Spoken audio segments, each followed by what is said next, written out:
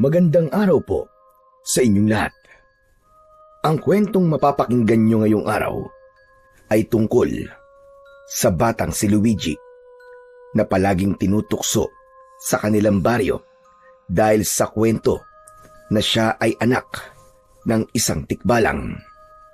Hanggang sa dumating sa buhay niya si Narciso na naging tagapagtanggol niya mula sa mga nanunukso sa kanya. Sa pag-atake ng isang aswang sa bahay ni na Luigi, ay doon na ipinagtapat ng kanyang lola Luisa ang katotohanan. Ibinigay nito kay Luigi ang kinintuang buhok ng tikbalang na nagbigay sa kanya ng proteksyon. Ngunit hanggang saan kayang protektahan ng ginintuang buhok ng tikbalang ang batang si Luigi? Kaya rin ba siya nitong proteksyonan mula sa mga taong may hindi magandang intensyon sa kanya? Ngunit bago po ang lahat mga idol, huwag po nating kalimutang mag-subscribe at i-hit ang notification bell sa aking YouTube channel na The Voice Addict at Apong Isak para sa mas marami pang makapigil hiningang kwentong aswang at katatakutan mula sa mundo ng kababalaghan. Umpisahan na po natin ang kwento. Mag-isang naglalaro sa loob ng kubo ang 11 taong gulang na bata na si Luigi.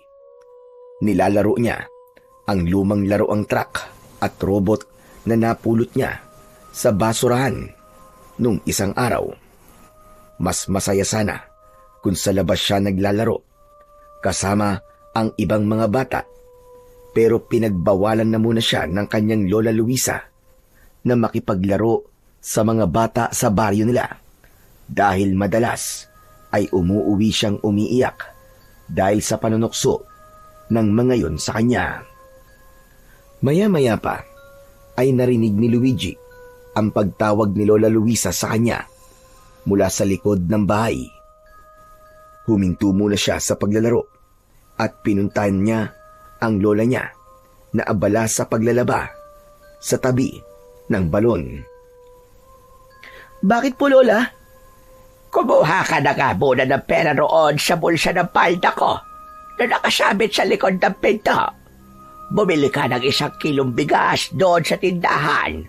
Tapos magsaing ka na rin dahil tanghali na pala. Sige po, Lola. Ay, sandali. Oo nga pala. Baka sa lubong mo na naman sina Owen sa labas, ha?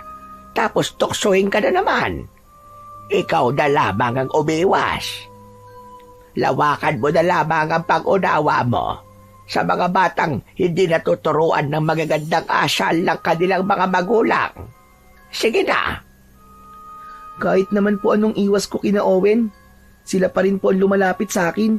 Kaya wala pong silbi ang pag-iwas ko sa kanila. Basta, iwasan mo na lang sila, apo. Lahat ng sasabihin nila ay ipasok mo sa kaliwan tenga mo, tapos labas sa kanan. Sige na, bumili ka na ng bigas, apo. Kumilos na si Luigi. Kumuha siya ng pera at naglakad papunta sa malapit na tindahan. Nagpasalamat siya dahil hindi niya nakita si Owen at ang mga kaibigan nito na paborito siyang tuksuin. Naglalakad na siya pauwi nang sandali siyang napahinto dahil nakita niya si Owen na makakasalubong niya. Agad nang umisi si Owen nang makita si Luigi. Kinabahan si Luigi sa ngising yun ni Owen. Ramdam niya na tutuksuhin na naman siya nito. Ganun pa man, nagkunwari siyang hindi niya ito nakita at nagpatuloy siya sa paglalakad ng mabilis. Pero humarang si Owen sa harap ni Luigi. Iiwasan niya sana ito, pero kahit saan siya humakbang ay patuloy na humaharang si Owen. Sandali lang! Bakit parang nagmamadali kayo ata, Luigi, ha? Kailangan ko na kasing umuwi kasi magsasaing pa ako. Hindi mo ba nakikitang may dala akong bigas? Aba, ang dami mo yatang biniling bigas. Bakit? Kasama niyo ba sa bahay niyo yung tatay mong tikbalang? Isinama niyo na ba siya sa pagkain niyo? Baka naman pwede kong makita ang tatay mo. Kasi hindi pa ako nakakakita ng totoong tikbalang eh. Hindi na lang nagsalita si Luigi dahil naalala niya ang bilin ni Lola Luisa. Lalagpasan na sana niya si Owen pero mahigpit nitong hinila ang kanyang braso. Nabitiwan ni Luigi ang bigas at nalaglag yun sa lupa.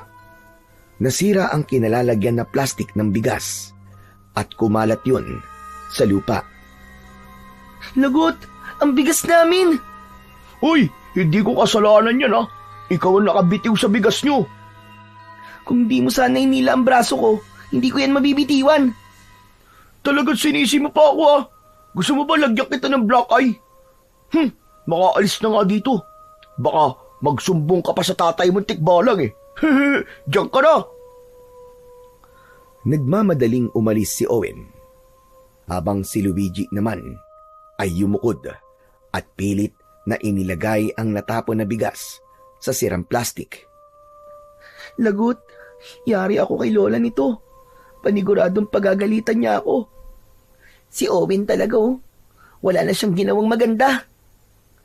Kahit may kasamang lupa, ay dinala pa rin ni Luigi ang bigas sa kanilang bahay. Dumiretso siya sa likod, kung saan naroon pa rin si Lola Luisa at naglalaba.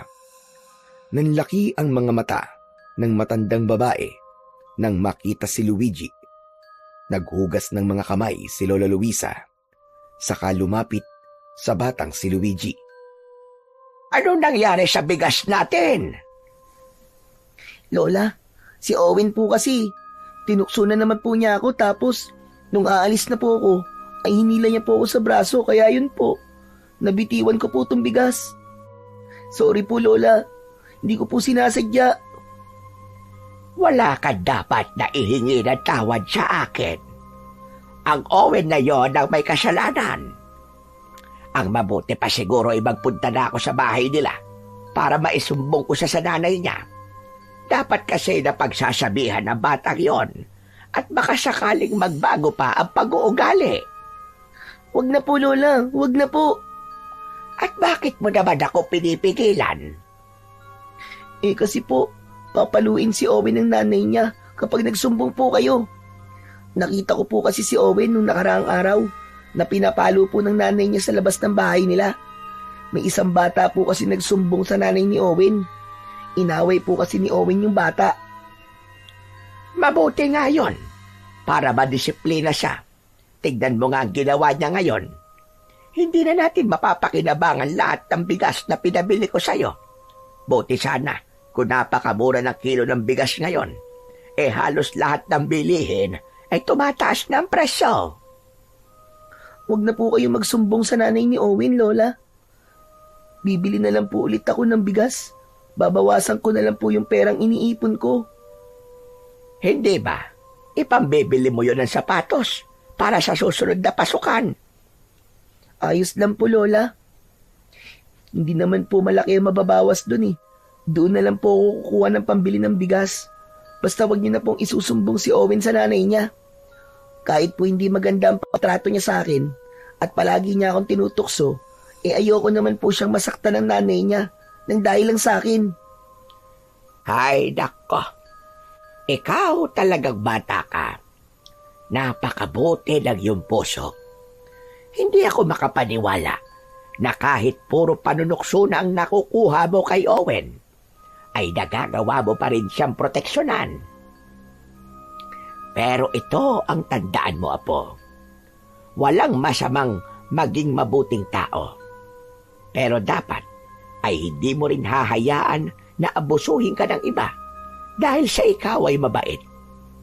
Minsan, kailangan mong manindigan at lumaban kung alam mong mali na ang nangyayari sa iyong paligid. Sige na, huwag mo nang bawasan ang iniipon mong pera at kumuha ka na ulit ng pera sa bulsa ng aking palda. Sige na, Apo ko. Ngumiti si Luigi kay Lola Luisa Sa kanya sinunod muli ang utos nito. Hindi alam ni Luigi kung kailan nagsimula ang panunukso sa kanya na ang tatay niya ay isang tikbalang. Pero nang magsimula siyang magkaroon ng kamalayan sa paligid, ay madalas niya nang naririnig sa usap-usapan ng ilang mga tao sa baryo nila na ang nanay niya ay pinagsamantalahan daw ng isang tikbalang. Ilang araw matapos maipanganak ni Luigi, ay nagpatiwakal ang kanyang ina. Ayon sa mga tao, ginawa yun ng nanay ni Luigi dahil sa labis na kahihiyan dahil ang anak nito ay anak ng isang tikbalang. Habang kumakain ng tanghalian, ay hindi maiwasang isipin ni Luigi ang nangyayari sa buhay niya. Dahil kasi sa panunuksong inaabot niya, ay wala siyang naging kaibigan sa kanilang lugar. Natuto siyang maglarong mag-isa at huwag masyadong lumabas kapag hindi kinakailangan. Luigi, mamaya ka na tumulala dyan na po. Lumalamig na ang pagkain mo, ha? Hindi mo ba gusto ang ulam? Hindi ba't paborito mo naman ang munggo? Hindi naman po dahil sa ulam natin eh. Kaya ako tahimik, Lola. Iniisip ko lang po kasi yung panunukso sa akin na tikbalang daw po ang tatay ko. Lola, totoo po ba yun? Tikbalang po ba talaga ang tatay ko? Apo, ilang beses ko bang sasabihin sa'yo na walang katotohanan ang bagay na yan?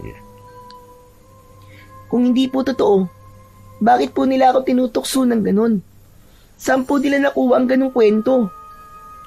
Alam mo naman ng mga tao rito sa baryo, masyadong matindi ang paniniwala ng marami rito sa kababalaghan. Nabuntis kasi ang nanay mo ng isang lalaking taga-syudad. Iniwanan siya. Nakita ng mga tao na lumalaki ang tiyan ng nanay mo at alam ng lahat na wala siyang nobyo. Kaya doon nagsimula ang kwento na nabuntis ng tikbalang ang nanay mo kasi nangunguha ng panggatong na kahoy ang nanay mo sa gubat. Pinapaniwalaan kasing may tikbalang daw na naninirahan sa gubat natin dito. Pero bakit po nagpatiwakal si nanay? Sabi po nila, sobrang hiyang-hiya raw si nanay kasi anak daw po ng tikbalang ang anak niya. Ay, Diyos ko. Wala rin katotohanan yan, Luigi. Ginawa yun ng nanay mo kasi mahal na mahal niya ang lalaking nakabuntis sa kanya.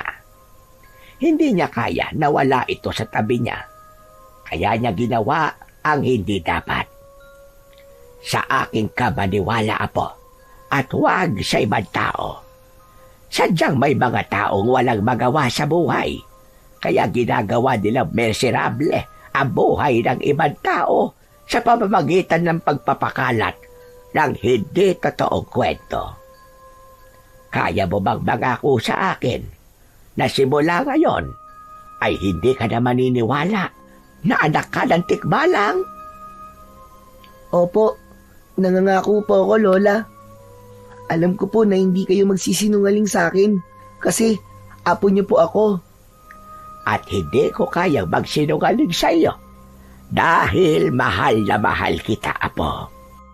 Nakatignan mo nga, may ganyan ba kagwapong anak ng tikbalang? Lola naman eh, binubola niyo naman po ako eh. Aba, nagsasabi ako ng totoo. Hindi kita binobola. Gwapo ka naman talaga, Luigi. Walang sinabi ang ibang mga bata dyan sa itsura mo. Tignan mo nga, oh. Hindi napigil ni Luigi ang mapangiti sa sinabi sa kanya ni Lola Luisa. Napakaswerte niya dahil may lola siyang kagaya ni Lola Luisa na bukod sa mapagmahal ay mabait at maasikaso pa. Kaya kahit lumaki siyang walang nanay at tatay, ay hindi siya naging uhaw sa pagmamahal at atensyon. Palaging ipinaparamdam sa kanya ni Lola Luisa ang pagmamahal na kailangan niya. Sa mga sumunod na araw, ay hindi pa rin natigil si Owen sa panunuksok kay Luigi. Sa tuwing makikita siya nito, ay palagi siya nitong tinutukso at pinagtatawanan ng may halong insulto. Wala namang ginawa si Luigi, kundi ang pigilan ang sarili na patulan at sagutin ang bully na si Owen. Alam niyang kapag sumagot siya, ay lalo lamang siyang pagtatawanan nito. Kaya sa halip na magalit o umiyak, palaging inuulit ni Luigi sa kanyang isip na hindi totoo ang mga sinasabi ni Owen. Mas pinili niyang maniwala kay Lola Luisa na nagsasabing walang katotohanan na anak siya ng tikbalang. Ang pagtitimpi niya ay naging paraan niya upang manatili siyang matatag. Sa puso niya, alam niyang ang pagmamahal at sinasabi ng kanyang lola ang mas dapat niyang pakinggan kesa sa masasakit na salita ng iba. Isang umaga, umalis si Lola Luisa para magtungo sa palengke. Dahil mag-isa sa bahay si Luigi, ay naglaro na lamang siya. Hindi niya napansin ang paglipas ng mga oras, kaya nagulat siya nang dumating na ang lola niya. Nagtaka siya sapagkat may kasama itong isang matangkad na lalaki na noon lamang niya nakita. Bitbit ng lalaki ang bayong ni Lola Luisa. Lumabas si Luigi upang salubungin ang kanyang lola. Dito na pala ang bahay ko, Narciso. Maraming salamat sa pagdala ng bayong ko. Walang anuman po, Lola. Oo nga pala. Ito pala ang apo ko na si Luigi. Ngumiti kay Luigi ang lalaking tinawag ni Lola Luisa sa pangalan na Narciso. O sige ho, mauuna na po ako. Kailangan ko na rin pong umuwi. May mga kailangan pa kasi akong ayusin sa bahay. O sige, mag-iingat ka. Maraming salamat ulit sa iyo, Narciso. Nang umalis na si Narciso, ay pumasok na sina Luigi at Lola Luisa sa kanilang bahay. Dumiretso sila sa kusina. Ipinatong ni Lola Luisa ang bayong sa ibabaw ng lamesa at isa-isa nitong inilabas mula roon ang mga pinamili nito. Lola, sino po yung lalaki na yun? Manliligaw niya po? Mahabagin langit. Ano ba pinagsasasabi mo, bata ka? Masyado na ako matanda para sa bagay na yan. Napakabalisyoso mo naman. May asim pa naman po kayo ah. Anong asim-asim ang sinasabi mo? Ang asim na meron na lang ako ay sa kilikili. Si Narciso yon. Bagong salta rito sa baryo natin. Nabili pala niya yung lupa sa dulo na may sira-sirang bahay. Eh bakit po niya kayo tinulungan sa pagdadala ng bayong nyo kung hindi niya po siya manliligaw? Bakit? Hindi ba pwedeng may mabuting kalooban lamang si Narciso? Kaya niya ako tinulungan. Nakita niya kasi ako na hirap sa pagdadala ng aking bayong. Kaya tinulungan niya ako. Tapos habang naglalakad ay nagkwekwentuhan na rin kami. Kaya nalaman ko, nang-agon salta lamang siya rito sa atin. Ganun po ba? Akala ko po kasi manliligaw niyo na po siya. Ikaw nga bata ka huwag ka masyadong malisyoso. Nagbibiro lang po, Lola. O siya, tama na yan. Tulungan mo na lang ako sa paghihiwa ng mga gulay. Magluluto ako ngayon ng chapsoy. Kinuha na ni Luigi ang kutsilyo at sangkalan. Maya-maya ay magkatulong na sila ni Lola Luisa sa paghihiwa ng mga gulay at agad na nawala sa isip niya si Narciso. Kinabukasan ng umaga, naunang magising si Luigi kaysa kay Lola Luisa. Nagtaka siya sapagkat Palaging ang matanda ang nauunang magising. Nakita niyang nakabaluktot sa pagkakahiga si Lola Luisa habang balot ng kumot. Hinawakan ni Luigi ang noo at leeg ng kanyang lola. Hala, Lola, napakainit niyo po. Ang taas po ng lagnat niyo. Sinasabi ko na nga ba at lalagnatin ako. Naulanan kasi ako kahapon tapos hindi ako nakaligo.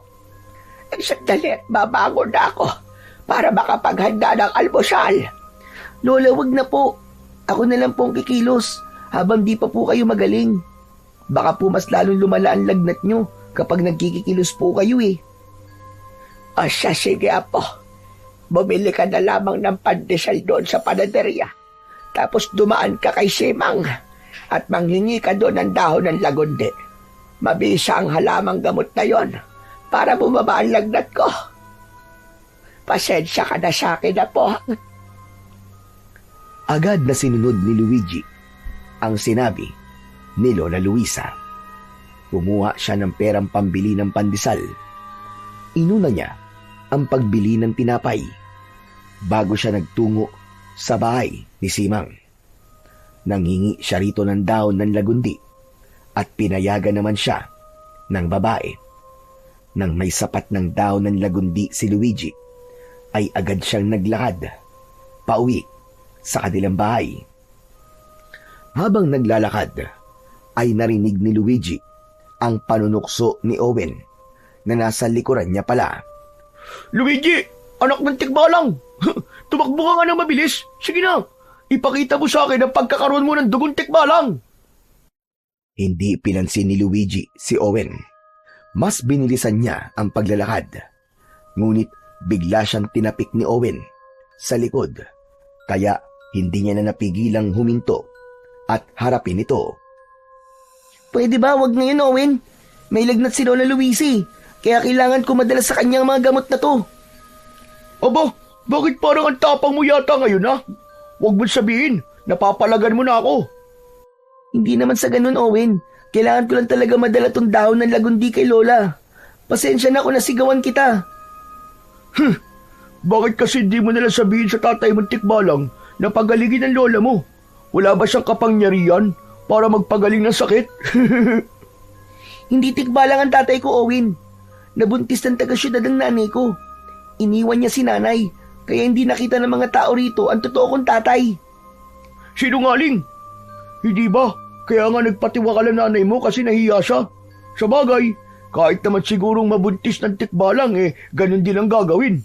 Siguro, walang pumapatol sa nanay mo, kaya sa tikbalang na lang siya nagpabuntis. Umiim ang bagang ni Luigi sa sinabing yun ni Owen. Pinilit niyang wag magalit, pero hindi niya kayang palampasin ang pag-iinsultong ginawa ni Owen sa nanay niya. Bawiin mo ang sinabi mo. Hindi malandi ang nanay ko. At wag mo siyang pagsalitaan ng hindi maganda. Irespeto mo ang kaluluwa niya. Bawiin mo ang sinabi mo tungkol sa nanay ko. Bawiin mo! Paano kung di ko bawiin? Sige nga, anong gagawin mo? Akmang susuntukin ni Owen si Luigi nang biglang dumating si Narciso. Mabilis nitong hinawakan ang kamao ni Owen, kaya hindi yun dumapo sa muka ni Luigi. Hoy! Bakit mo susuntukin si Luigi, ha? Bitiwan mo ako! Bitiwan mo ako! Kailangan ko makaganti sa loko-lokon to! Siya ang unang nanuntok sa akin, kaya gaganti ako sa kanya! Sa kasino ka ba, ha? Bakit ka nakikialam? Totoo ba ang sinasabi niya, Luigi? Ikaw ba talaga ang unang nanuntok? Opo, pero tinutukso niya po kasi ako eh. Ano nukso ba? Kung totoo ang sinasabi ko, anak ka naman talaga ng tikbalang sa kamalandi ang nanay mo. Kaya ka naman pala sinuntok eh. Kasi ganyan ang lumalabas sa bibig mong bata ka. Umuwi ka na. At ayoko nang malalaman na tinutukso o sinasaktan mo si Luigi, ha? Ipapaalam ko lang sa'yo na pumapatol ako sa bata. Nang bitiwan ni Narciso ang kamay ni Owen, ay nagmamadali at takot na tumakbo palayo si Owen. Pinulot ni Narciso ang supot ng pandesal at inabot yon kay Luigi. Maraming salamat po, Kuya Narciso Kung di po kayo dumating, ay uuwi po ako na may pasa sa muka. Ano ba kasi talaga ang nangyari? Tinukso po niya ako, natikbalang po ang tatay ko. Sinabi rin po niyang walang may gusto sa nanay ko kaya pumatol po sa tikbalang. Palagi na lang po kasi akong tinutukso ni Owen, kaya hindi na po ako nakapagpigil kanina. Nasuntok ko po siya bigla. Tama lang ang ginawa mo. Minsan ay kailangan mong lumaban para malaman nila na hindi ka nila maaaring tapak-tapakan palagi. Oo nga pala, ano ba yung dahon na dala mo? Dahon po to ng lagundi. Nilalagnat po kasi si Lola Luisa Ganun ba? Ang mabuti pa ihahatid na kita sa bahay nyo at baka inaabangan ka ng Owen na yon. Pumayag si Luigi sa sinabing yun ni Narciso. Habang naglalakad sila, ay muling nagtanong si Narciso. Curious lang ako, Luigi. Totoo ba yung tinutukso sa'yo? Na anak ka raw ng tikbalang? Naku, hindi po. Gawa-gawang kwento lang po yun ng mga tao rito sa amin. Saka kung anak po ko ng tikbalang, hindi po sana ako mukhang tao, di ba? Sa bagay, may punto naman ang sinabi mo. Kumusta na pala si Lola Luisa? Mataas po ang lagnat niya Naulanan po kasi siya kahapon. Maya-maya pa ay nakarating na sina Luigi sa bahay. Aalis na sana si Narciso pero agad itong pinigilan ni Luigi. Kuya, huwag po muna kayong umalis. Saluhan niyo po kami ni Lola sa almusal para po makabawi po ako sa pagliligtas niyo sa akin kanina. Aba, hindi ko tatanggihan yan. Mabuti at makakalibre ako ng almusal. Pasok po kayo rito sa loob. Maupo na muna kayo sa kusina at tatawagin ko lang po si Lola Luisa. Pumasok na si Narciso at nagtungo sa kusina. Pinuntahan naman ni Luigi si Lola Luisa sa maliit nilang silid. Inalalayan niya ito sa pagtayo. Bagyang nagulat si Lola Luisa nang makita si Narciso. Magandang umaga po, Lola. May sakit daw po kayo, sabi ni Luigi. Aba, meron nga. Tumatanda na talaga ako. Madali na akong kapitan ng sakit. Lola, dito po mag-aalmusal si Kuya Narciso. Iniligtas po niya kasi ako kanina kay Owen. Ano ka ma? Paano iniligtas? Inaway ka na naman ba ng Owen na yon? Nakita ko po kasi nasusuntukin ng Owen si Luigi, kaya lumapit po agad ako para pigilan si Owen. Tapos sininda ko na rin po si Owen para hindi niya naawayin at tuksuin si Luigi. Lola, sorry po. Kasi hindi ko po sinunod yung bilin niyo. Nasuntok ko po kasi si Owen kasi grabe na po ang panunukso niya Sinabi po niyang malandi si nanay, kaya hindi ko na po napigilan ang sarili kong lumaban. Naiintindihan ko ang ginawa mo, Apo. Pero hindi ibig sabihin na sinabi ko sa iyo na minsan ay kailangan mong lumaban ay karahasan na ang pipiliin mong paraan sa paglaban. Pero hayaan mo na. Nangyari na, kaya wala na tayong magagawa. Ang mabuti pa ay mag-almusal na tayo. Salamat pala sa pagliligtas sa apo ko, Narciso. Walang anuman po, Lola Luisa. Bago kumain, ay nagpaapoy muna si Luigi sa kalan. Isinalang niya roon ang kalderong may tubig at dahon ng lagundi para pagkatapos mag-almusal ay makakainom na kagad ng gamot si Lola Luisa. Maya-maya pa ay magkakasama ng nag-almusal ang tatlo. Oo nga pala, Narciso.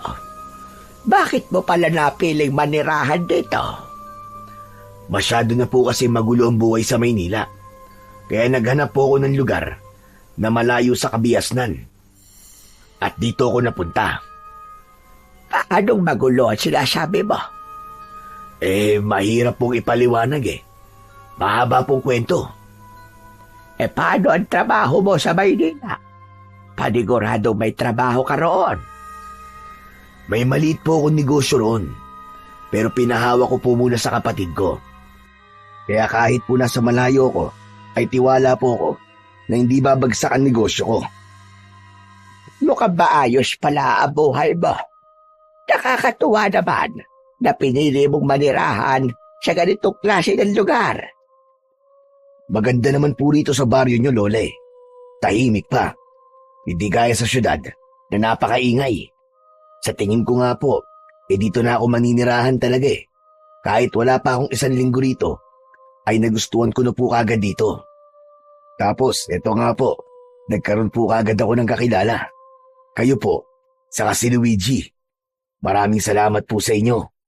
Ay nako, kami ang dapat na magpasalamat sa iyo. Kasi parehas mo na kaming tinulungan ng apo ko. Basta kapag naiinip ka at kailangan mo ng kausap, ay magtungo ka lang rito sa aming bahay. Bukas ang pinto namin para sa iyo, Narciso. Mula ng araw na ipagtanggol, si Luigi ni Narciso ay madalas na itong pumupunta sa bahay nila. Sa bawat pagbisita ni Narciso, ay palagi itong may dalang kwento kay Luigi tungkol sa buhay sa syudad. Si Lola Luisa naman ay natuwa rin dahil bukod sa mga kwento ay palagi ring may dalang pagkain si Narciso. Minsan ay prutas, kung minsan ay tinapay, at kung minsan ay ulam na ito mismo ang nagluto. Dahil sa kabutihang ipinakita ni Narciso, ay mabilis silang naging malapit dito. Sa maikling panahon, ay naging parang bahagi na ito ng kanilang pamilya. Isang umaga, nagtungo si Narciso sa bahay ni na Luigi. Wala si Lola Luisa ng mga panahong yon dahil nasa palengke ito. 2 araw lamang ang lumipas ay gumaling na kagad si Lola Luisa sa sakit nitong lagnat. Napahinto sa paglalaro si Luigi upang harapin si Narciso. Kuya, ang aga mo naman. Wala si Lola eh, nasa palengke siya. Bumibili siya ng sangkap para sa ibibenta niyang biko mamaya. Ah, ganun ba? Naiinip kasi ako sa bahay eh. May alam ka bang pasyalan dito? Ayoko kasing mamasyal ng mag-isa at baka kung saan ako mapunta. Alam mo na, baka maligaw ako rito. May malinis na batis sa loob ng gubat, kuya. Pero hindi kasi ako pinapapunta ron ni Lola kasi meron daw tikbalang dun eh. Batis? Alam mo, nakakahiyamang sabihin pero sa edad kong to, ay hindi pa ako nakakakita ng batis eh. Gusto kong makita ang batis sa sinasabi mo. Pero baka mapagalitan ako ni Lola Luisa kapag nagpunta ako ron eh. Hindi naman natin sasabihin sa kanya eh. Mabilis lang tayo, promise. Gusto ko lang talagang makita yung batis sa sinasabi mo. Baka magpakita sa atin yung tikbalang sa gubat, kuya. Kasama mo naman ako eh. Wala kang dapat ikatakot. Ano? Tara na. Gusto ko lang malaman ang daan papunta ron para sa susunod. Kahit ako na lang ang mag-isang pupunta. Sige na nga. Sandali lang at sasarado ko lang po ang bahay namin, kuya. Isinarado muna ni Luigi ang bahay nila. Saka sila naglakad ni Narciso papunta sa gubat. Habang naglalakad, ay hindi naiwasan ni Luigi ang kabahan.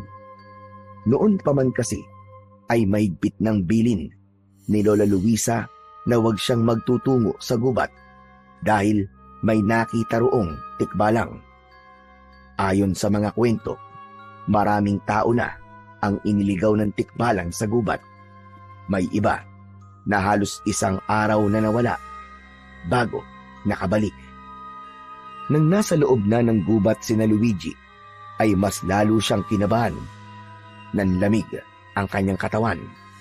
Pakiramdam niya ay may pares ng mata na nakasunod ng tingin sa kanila ni Narciso. Bakit namumutla ka na, Luigi? Ayos ka lang ba? Natatakot po kasi ako, kuya. Baka biglang magpakita sa atin yung tikbalang, tapos iligaw tayo rito. Huwag kang matakot, kasama mo naman ako eh.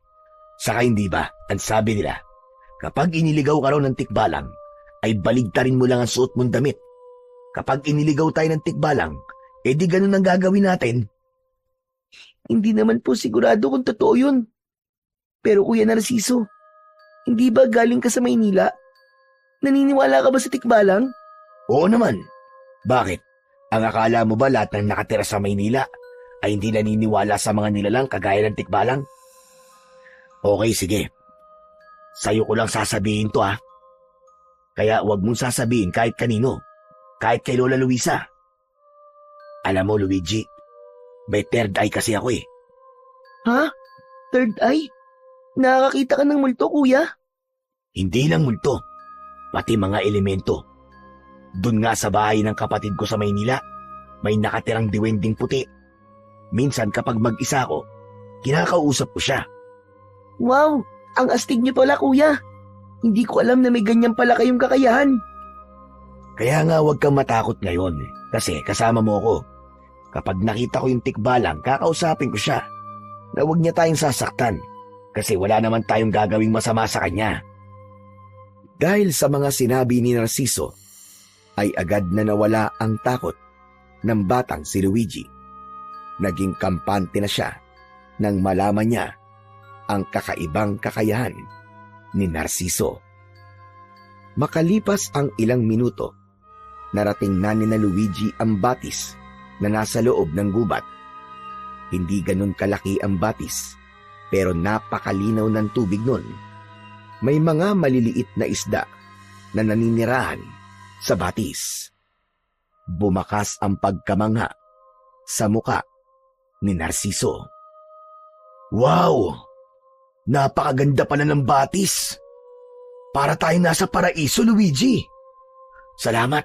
Dinala mo ko rito, Sabi ko naman sa'yo, Kuya, maganda talaga rito. Pero ngayon na lang ulit ako nakapunta rito kasi, yun nga, pinagbabawalan ako ni Lola. Biglang naghubad ng damit si Narciso at lumusong ito sa tubig. Lumangoy ito roon at para itong batang tumatawa. Pinanood lang ni Luigi si Narciso habang nakaupo siya sa nakatumbang puno sa gilid ng batis. Luigi, halika!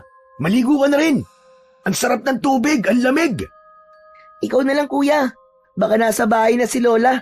Magtataka yun kapag nakita niyang basa ako. Nagpatuloy si Narciso sa paglangoy sa batis. Nang mapagod ito, ay umahon na ito at tumabi kay Luigi. Hindi nakapagsisisi na pumunta ako sa lugar na to. Siguro'y napakarami pang magandang lugar dito na nagtatago lang. Yung bundok dito, Kuya, maganda rin. Magandang tanawin kapag nasa tuktok ka na. Minsan nga, may mga tao mula sa ibang lugar na umaakyat doon. Sa sunod, gusto ko rin makaakyat doon. Pero Kuya, hindi ba nakakakita ka ng hindi nakikita ng normal na mata? Nakikita mo ba yung tikbalang na sinasabi nila na nakatira rito sa gubat? Hindi ko naman siya nakikita. Hindi ko rin siya nararamdaman. Baka kasi hindi totoo na may tikbalang dito. Ewan ko, Kuya. Bata pa lang kasi ako'y naririnig ko na ang kwentong yon na may nakatira daw puntik balang dito. O baka naman nasa ibang parte siya ng gubat kaya hindi mo siya nakikita at nararamdaman. Siguro nga.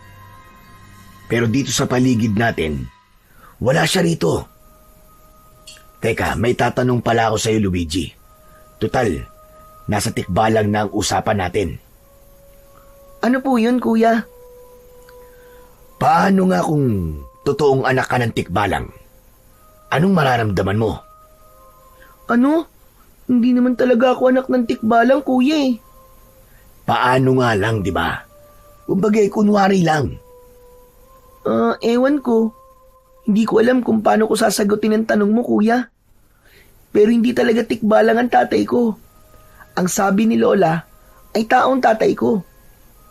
Bakit mo naman naitanong yan, Kuya? Wala lang. Parang ang astig kasi kung tikbalang ang tatay mo . Malay mo, may kakaiba ka ring kakayahan gaya ng sa isang tikbalang. O kaya, meron siyang iniwan na bagay na magagamit mo balang araw, di ba?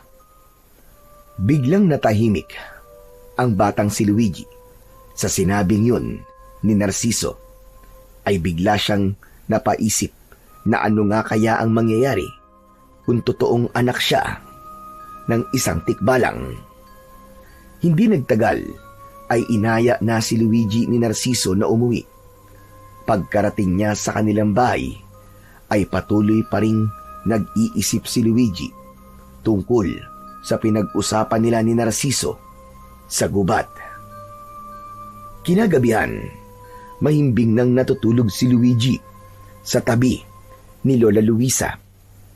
Halos maghahating gabi na nang biglang nagising si Luigi sa dahilang hindi niya alam. Hinilabutan siya nang may naamoy siyang kakaiba sa paligid. Kaamoy yun ng nabubulok na karne. Napapitlag si Luigi nang may narinig siyang tila kumalmot na matutulis na daliri sa bintana na nasa kanyang tabi. Sa kabila ng takot ay namayani ang kuryosidad sa kanya kung ano ang dahilan ng kanyang narinig. Tahimik na lumapit si Luigi sa bintana. Sumilip siya sa maliit na siwang sa bintana at nagulat siya nang makita niya ang isang mapulang mata na nakasilip din mula sa labas. Lola! Lola, gumising po kayo, Lola! Ano ba't nang iistorbo ka ng natutulog, Luigi? Lola, may tao po sa labas. Ano ka ba? May tao? Opo, nakasilip po siya sa bintana natin. Ang pula po ng mata niya. Abay, baka adik yon. Sandali at kukunin ko lang ang itak ko. Humanda sa akin ang adik na yan. Tatagpasan ko sa landila. Bumangon si Lola Luisa at nagtungo sa kusina. Nakasunod naman dito si Luigi dahil takot siyang mag-isa sa kanilang kwarto. Bumalik sila sa kwarto na may dala ng itak si Lola Luisa. Sigurado ka ba sa nakita mo, ha, Luigi? Opo, sigurado po ako. Pero ano pong gagawin niyo, Lola Luisa? Baka may masamang balak sa atin yung kung sino mang nasa labas. Kailangan niyang malaman na hindi tayo papayag na makakapasok siya rito. Pero baka mas mabuting dito na lang po tayo sa loob, Lola. Hindi naman tayo lalabas. Sisindakin ko lang siya.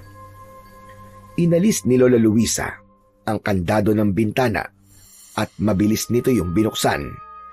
Sino nandyan? Kung may binabalak kang hindi maganda, ay huwag mo nang ituloy. Dahil hindi ka sasantuin ng itak ko. Lalaslasing ko, lalamunan mong lintik ka. Walang sumagot sa pagsigaw na yon ni Lola Luisa. Nanginginig naman sa takot si Luigi habang nasa likod ng lola niya. Mabigat pa rin ang kanyang pakiramdam. Dumungaw si Lola Luisa sa bintana, saka ito tumingin sa labas. Maya-maya pa ay humarap si Lola Luisa kay Luigi. Wala na bang tao sa labas, Apo? Siguro ay umalis na siya dahil sa takot. Hala, sige. Bumalik na tayo sa pagtulog at inaantok pa ako. Sigurado po ba kayo, Lola? Oo nga. Kaya huwag ka nang matakot. Halika na. Matulog na tayo ulit. Laking gulat ni Luigi nang mula sa labas ng bintana ay nakita niya ang isang nakakatakot na nilalang. Sigurado siya na yun ang nagmamay-ari ng pulang mata na nakita niya kanina. Para yung isang halimaw na nakatakas sa impyerno. Meron yung matutulis na mga ngipin at mahabang dila. Bago pa mabigyan ni Luigi ng babala si Lola Luisa, ay nagawa ng kalmutin ng nilalang sa likod ang kanyang lola. Hanggang sa natumba si Lola Luisa. Kahit natatakot, ay kumilos pa rin si Luigi. Isasarado na sana niya ang bintana, ngunit mabilis na nakatalon ng aswang papasok sa kanilang bahay. Agad namang iniharang ni Lola Luisa ang sarili nito sa nakakatakot na nilalang habang nakaamba ang itak. Pinotektahan ni Lola Luisa si Luigi na nasa likod nito. Huwag ka lalapit! Hindi ako magdadalawang isip na patayin ka. Lumayas ka rito, aswang ka! Hindi ako natatakot sa'yo! Nang sandaling yon, ay isang bagay lang ang naisip gawin ni Luigi. At yun ay ang humingi ng tulong sa mga kapitbahay nila. Paulit-ulit siyang sumigaw ng malakas habang humihingi ng saklolo. Tila naramdaman ng nilalang na papunta na ang mga tao sa bahay ni na Luigi, kaya mabilis yung tumakas mula sa nakabukas na bintana. Kaya nang dumating ang mga tao, ay wala na ang nakakatakot na nilalang. Agad namang niyakap ni Luigi si Lola Luisa. Hindi niya na napigilan ang pag-iyak dahil sa natamong sugat ng kanyang lola. Isang manggagamot ang ipinatawag ni Lola Luisa para gamutin ang sugat nito sa likod. Matapos na magamot ang matandang babae, ay naaawang nilapitan ito ni Luigi. Kumusta na po ang pakiramdam niyo, Lola? Makirot pa rin ang sugat ko sa likod, Apo. Pero nalagyan naman na ni Julio ng gamot. Kaya siguradong ilang araw lang ay gagaling na rin ito. Sana nga po ay gumaling na po agad ang sugat niyo, Lola. Nag-aalala po kasi ako sa inyo eh. Ayos na ako, Apo. Ang mahalaga ay buhay tayong dalawa at hindi tayo nasaktan ng aswang na yon. Salamat sa Panginoon at hindi niya tayo pinabayaan. Aswang po ba talaga yung umatake sa atin kagabi? Oo, Apo. Aswang yon. Doon kasi sa lugar kung saan ako ipinanganak ay maraming aswang. Ilang beses na ako nakakita ng ganon, kaya alam ko ang kanilang itsura. Pero Lola, paano po kung balikan po tayo ng aswang? Di lalaban tayo. Hindi ako papayag na may mangyaring masama sa ating dalawa, lalong-lalo na sa iyo, Apo, Luigi. Saka nandyan naman ang mga kapitbahay natin na handang tulungan tayo. Hindi ba't nang marinig nila ang sigaw mo, ay nagpunta kagad sila rito? Sa gitna ng pag-uusap ni na Luigi at Lola Luisa, ay dumating ang nag-aalalang si Narciso. Umupo ito sa tabi ni Lola Luisa at hinawakan ang kamay ng matanda. Lola, totoo po ba ang kwentong nakarating sa akin? Inatake raw kayo ng isang aswang kagabi at nasugatan kayo? Napakabilis talagang kumalat ng balita sa lugar na ito. Oo, totoo yon. Inatake nga kami ng aswang at nagawa pa niyang makapasok dito sa aming bahay. Kumusta po kayo? Ikaw, Luigi, nasugatan ka rin ba? Ayos lang po ako, kuya. Hindi po ako nasaktan ng aswang. Pero si Lola po, nakalmot siya ng aswang sa likod. Mabuti na nga lang po at hindi malalim ang sugat niya. Mas makakabuti siguro kung magpunta tayo sa ospital, Lola. Dapat ay matignan ng doktor ang sugat nyo. Hindi na kailangan, Narciso. Nagamot na ako ni Julio. Okay na yon. Kilala yung magaling na manggagamot dito. Isa pa, mas malaki ang gastos kapag sa ospital pa ako nagpagamot. Sigurado po ba kayo, Lola? Sigurado ako. Salamat sa pag-aalala mo, Narciso. Ano po bang nangyari? Bakit po kayo inatake ng aswang? Nagising kasi itong si Luigi tapos sumilip siya sa bintana. May nakita daw siyang kulay pulang mata, kaya inakala ko na adik. Sisindakin ko sana gamit ang itak, kaya binuksan ko ang bintana. Ayon, doon na kami inatake ng aswang pagtalikod ko. Ibig po palang sabihin meron pong aswang dito sa baryo nyo. Sa totoo lang ay hindi ko rin alam, Narciso. Napakatagal ko nang naninirahan sa baryong ito. Pero ngayon lang ako nakakita ng aswang dito. Kaya simula ngayon ay mag-iingat na tayong lahat dahil hindi natin alam kung kailan muling aatake ang aswang na yon o kung sino ang sunod niyang bibiktimahin. Tahimik lang na nakikinig si Luigi sa pag-uusap ni na Lola Luisa at Narciso. Ngunit ang takot sa kanyang dibdib ay mas lalong tumitindi. Pakiramdam niya ay hindi pa yon ang huling beses na makakaengkwentro nila ang aswang na umatake sa kanilang bahay noong nakaraang gabi. Pagsapit ng gabi ay muling nakaramdam ng takot si Luigi. Pagkatapos nilang maghapunan ay naglagay ng asin si Lola Luisa sa gilid ng pinto at bintana. Lola, takot po ba sa asin ang aswang? Kaya po kayo naglalagay nun sa pinto at bintana? Oo, apo, tama ka. Takot sila sa asin. Pero depende pa rin sa aswang. Kapag siguro yung matataas na uri ng aswang, ay may posibilidad na walang epekto sa kanila ang asin. Kung ganun po, hindi po tayo sigurado na hindi na tayo mapapasok ng aswang. Ganun na nga. Pero mas mabuti nang may gawin tayo kesa sa wala. Lola, sa totoo lang po natatakot pa rin ako. Pakiramdam ko po talaga ay babalikan po tayo ng aswang. Ayoko pa po mamatay. Ayoko rin po mamatay kayo kasi kapag nangyari yun, mag-isa na lang po ako sa buhay. Hindi ko po kayang mawala kayo, Lola. Ayoko pong mangyari yun. Hindi agad nakapagsalita si Lola Luisa sa sinabing yun ni Luigi. Bakas ang takot at pag-aalala sa muka ni Luigi dahil simula nang may aswang na umatake sa kanila ay doon niya napagtantong hindi na sila ligtas. Pumasok si Lola Luisa sa kanilang kwarto. Makalipas ang ilang sandali ay binalikan nito si Luigi. May dalang telang pula ang matandang babae. Naiintindihan ko ang takot na nararamdaman mo, apo. Kahit ako ay natatakot sa kung ano ang mga susunod na mangyayari sa atin. Tama ka. May posibilidad nga na bumalik ang aswang na yon. At hindi tayo sigurado kung kaya ba tayong protektahan ng asin. Kaya naisip ko na ito na ang tamang panahon para malaman mo ang buong katotohanan. Po, ano pong buong katotohanan?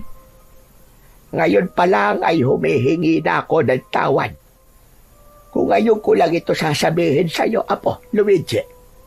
Pero sana ay maintindihan mo ko na matagal kong itinago sa iyo ang katotohanan dahil nais lamang kitang proteksyonan at gusto ko mabuhay ka ng normal gaya ng ibang mga bata. Ano po bang kailangan niyong sabihin sa akin?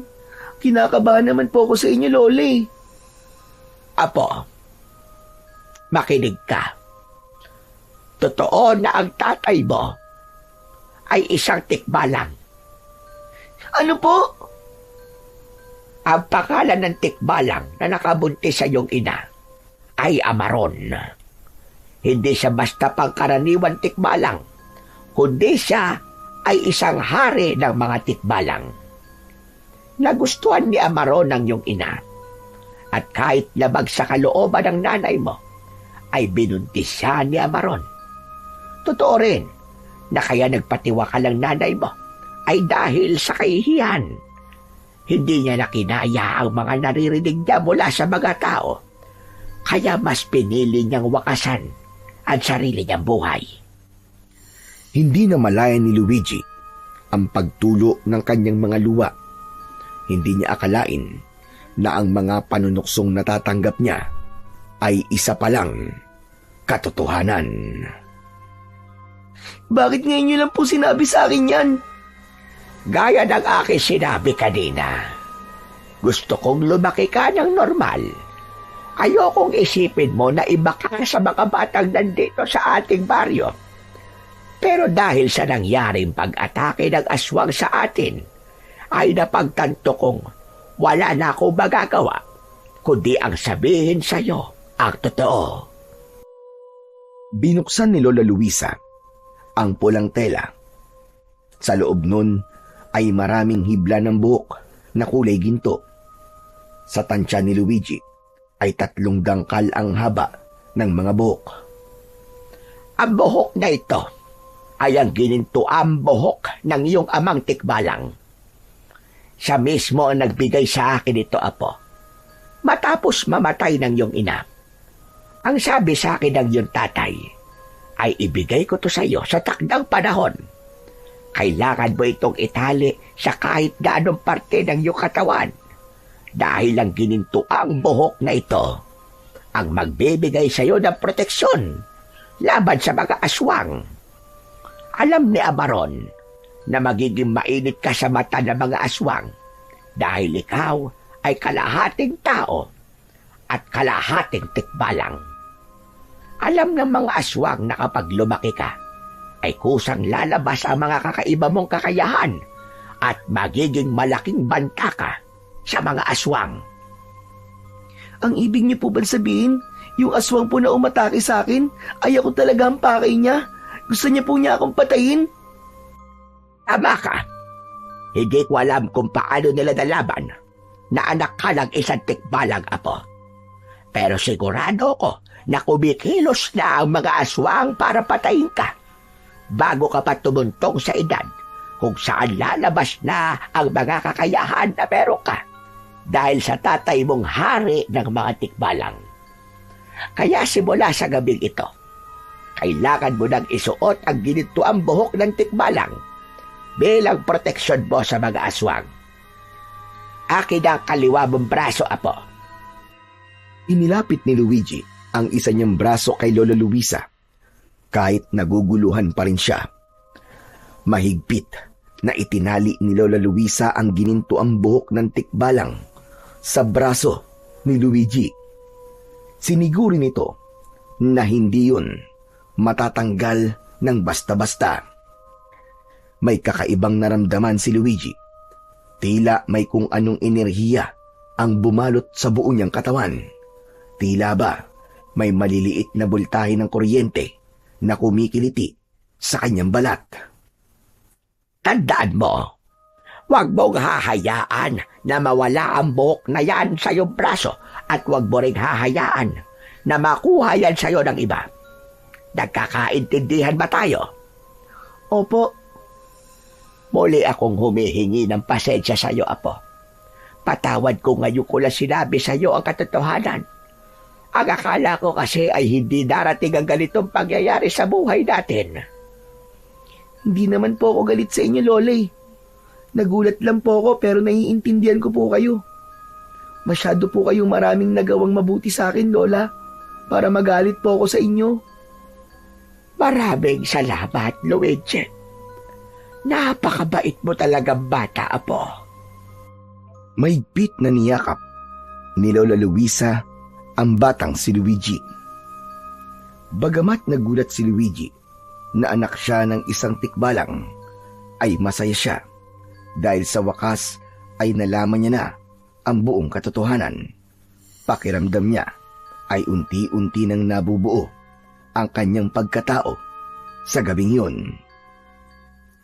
Simula nang nakatali na sa braso ni Luigi ang ginintuang buhok ng tikbalang, ay hindi niya na yon inalis. Kahit sa pagligo niya ay hindi niya yon hinubad dahil alam niyang mahihirapan siyang ibalik yun.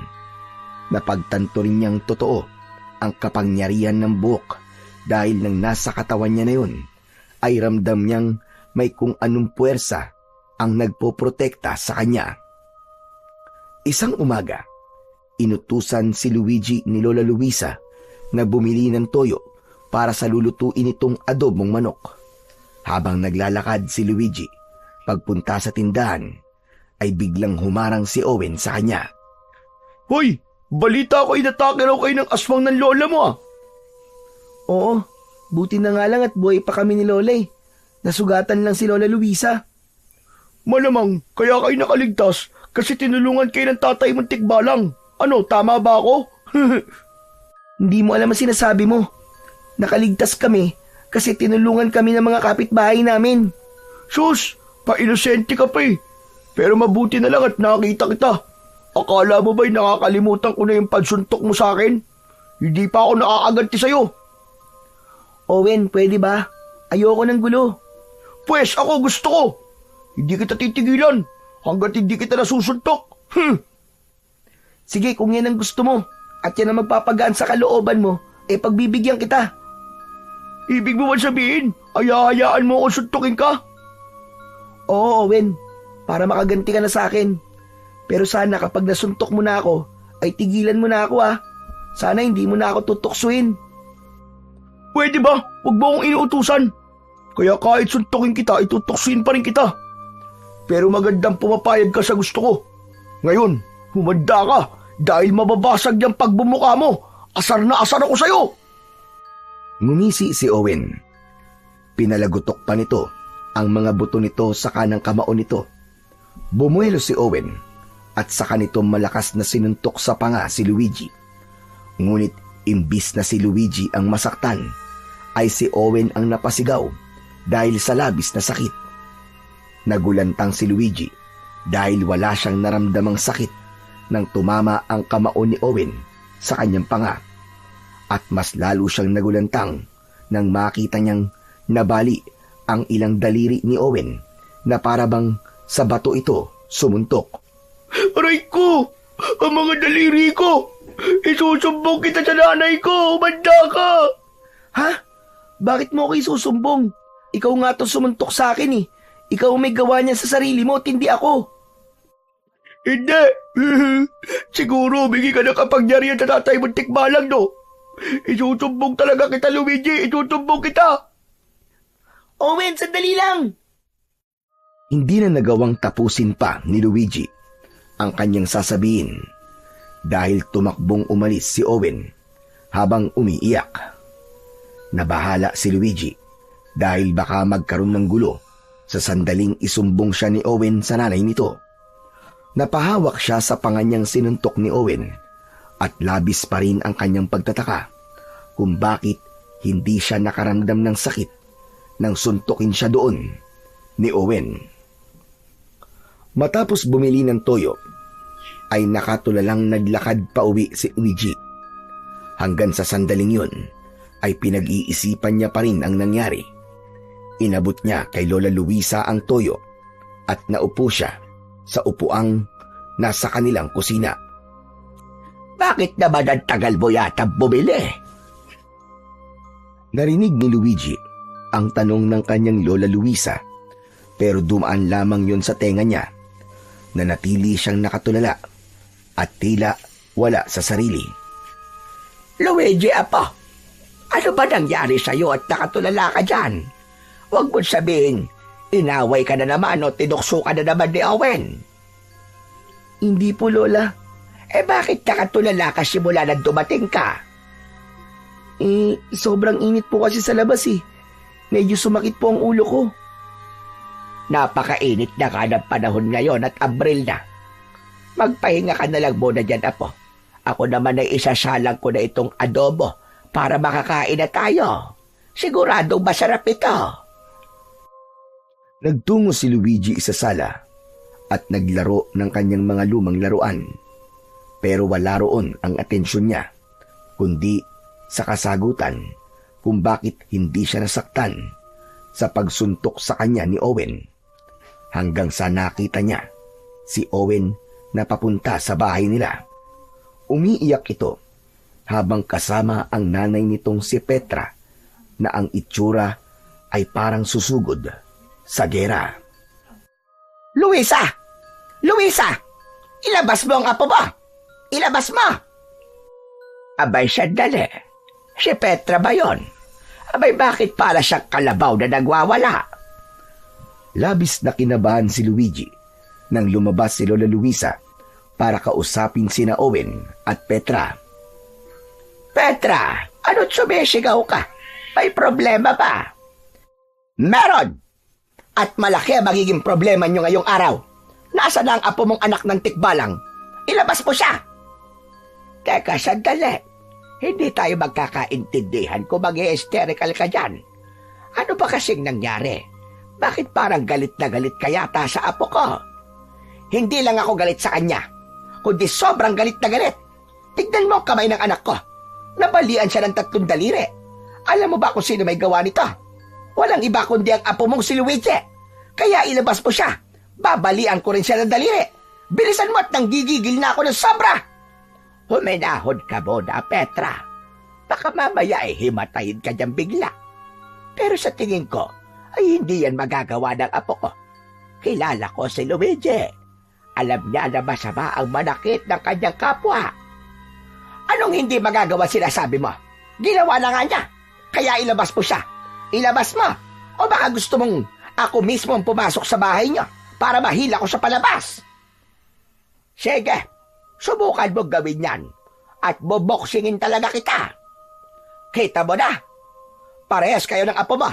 Pareho kayong bayulente. Napagtanto ni Luigi na hindi titigil si Aling Petra hanggang hindi siya nito nakikita. Kaya kahit natatakot ay mas pinili na lamang niya na lumabas. Nakayuko siyang tumayo sa tabi ni Lola Luisa. Ayan! Sa wakas nagpakita ka na rin bata ka. Anak ka talaga ng tikbalang? Ano bang tumakbo sa utak mo at binali mo ang daliri ng anak ko, ha? Hindi ko po binali ang mga daliri ni Owen, Aling Petra. Sinuntok po niya ako sa mukha kasi gusto niyang gumanti sa akin kasi nasuntok ko po siya sa mukha nung isang araw. Tapos siguro po ay napasama po ang pagtama ng kamao niya sa mukha ko. Kaya po nabali. Yun naman pala, Petra. Si Owen ang may gawa niyan sa kanyang sarili. Sandali lang, Owen. Ang sabi mo sa akin nakaupo ka lang sa tindahan. Tapos nilapitan ka ni Luigi at walang dahilan niyang binali ang mga daliri mo. Sorry po, Nay. Nagsinungaling po ako. Totoo po sinabi ni Luigi. Baka po kasi hindi kayo maniwala kapag sinabi ko sa inyo ang totoo Kasi kahit po ako ay di makapaniwalang imbis na si Luigi ang masaktan, ay ako po nasaktan na suntukin ko po siya. O nakita mo na, Petra. Nagsinungaling naman pala sa'yo si Owen. Anak mo naman palang may kasalanan kung bakit nabali ang mga daliri niya sa kamay. Kahit na, kasalanan pa rin ni Luigi. Kaya kailangan niyong ipa-ospital ang anak ko. Handa kaming ipa-ospital si Owen kung yan ang magpapatahimik sa'yo. Pero Petra, nakikiusap ako sa'yo na pagsabihan mo naman at pangaralan mo naman ang anak mo na hindi tama ang nanunukso siya ng ibang bata. Ano bang pinagsasasabi mo, matanda ka, ha? Wala akong alam sa bagay na yan. Baka naman masyadong balat sibuyas lang yan si Luigi. Biro lang nasasakta na siya. Iba ang biro.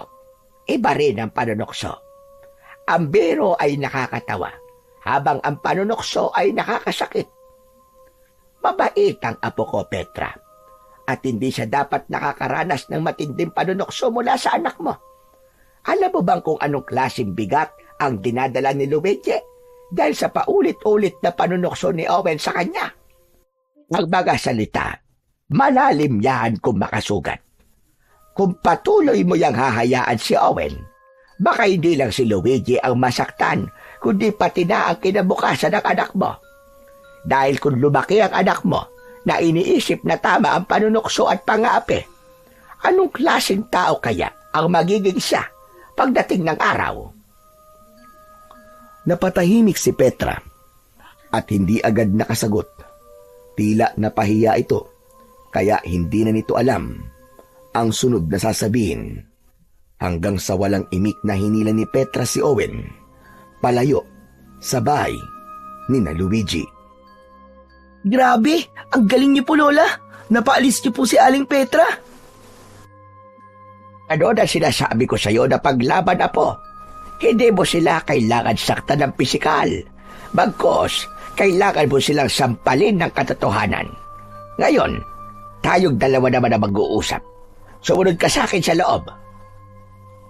Naunang pumasok si Lola Luisa sa kanilang bahay. Kinakabahang sumunod si Luigi. Nakaupo sa may sala ang matandang babae. Umupo si Luigi sa tabi nito. Ngayon, ipaliwanag mo sa akin ang nangyari. Kung sinuntok ka ni Owen, bakit siya ang nabalian ng daliri? Saan ka ba niya sinuntok? Sa mukha po. Sa mukha? Pero wala naman akong nakikitang pasa sa mukha mo. Sigurado ko na malakas ang pagsuntok ni Owen sa'yo para mabali ang mga daliri niya. Sa totoo lang po, Lola, kahit ako nga po'y naguguluhan kung paano po yung nangyari. Nang suntukin po ako ni Owen, wala po akong naramdaman na kahit na konting sakit. Para po siyang sumuntok sa bato, kaya ganun po nangyari sa kanya. Biglang natigilan si Lola Luisa. Nahulog ito sa malalim na pag-iisip.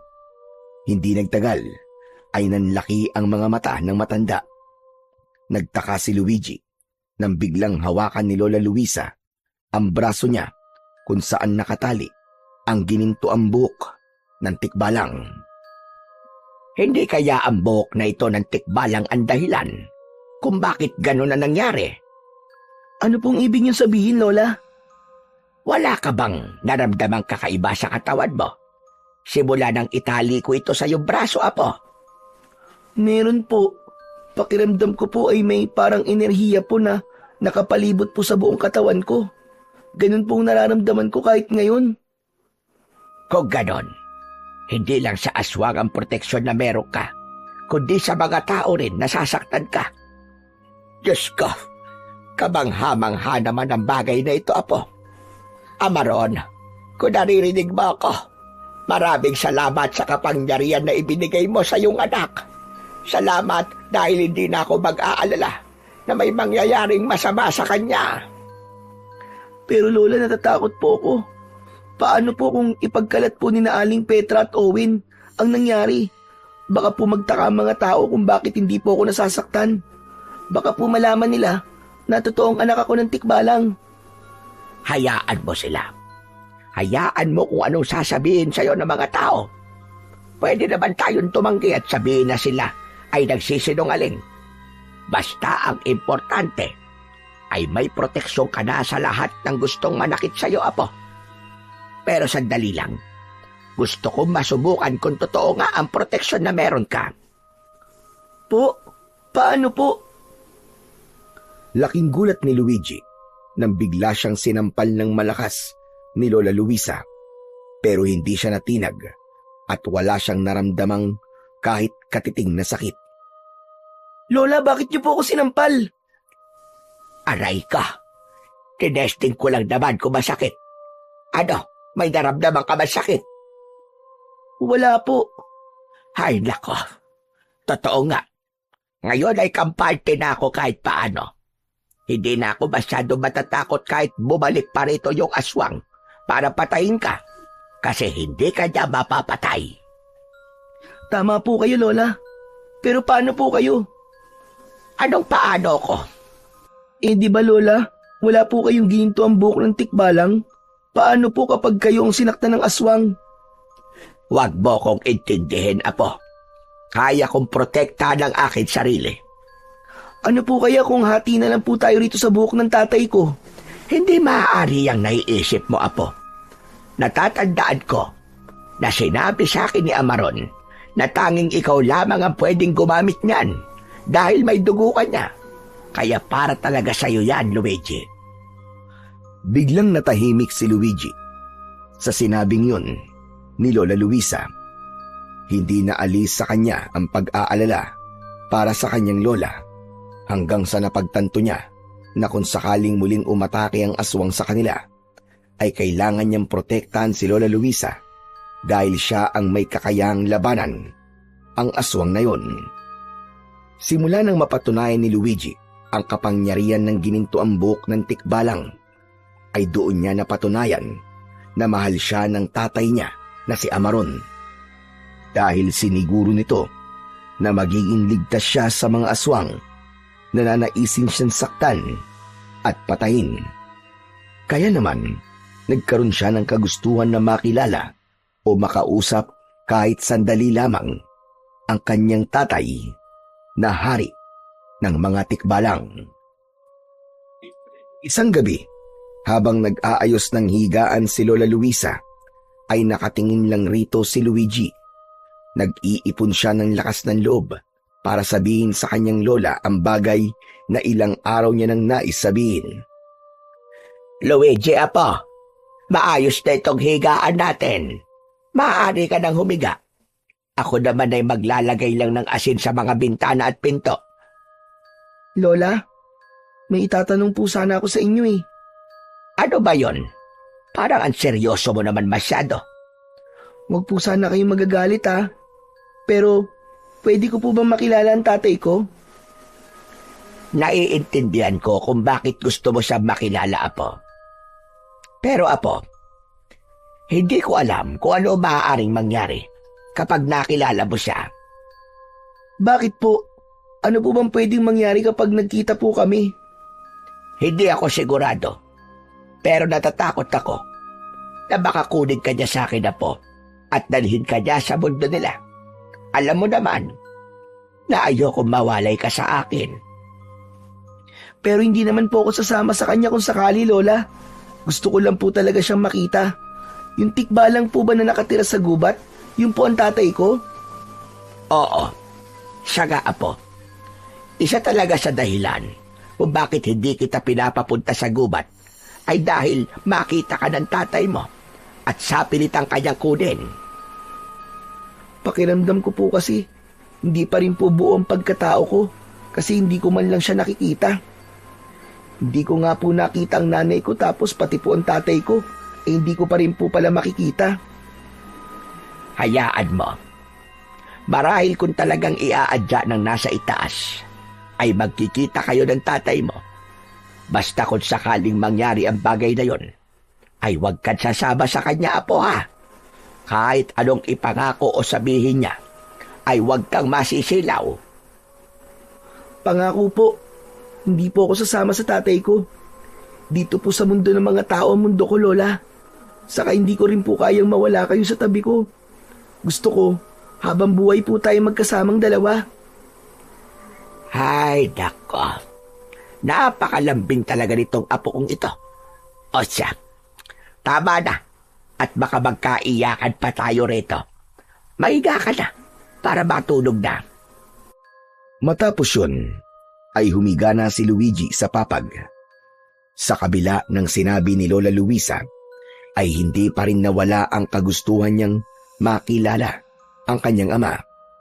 Wala siyang pakialam kahit isa itong tikbalang o kung anumang nilalang.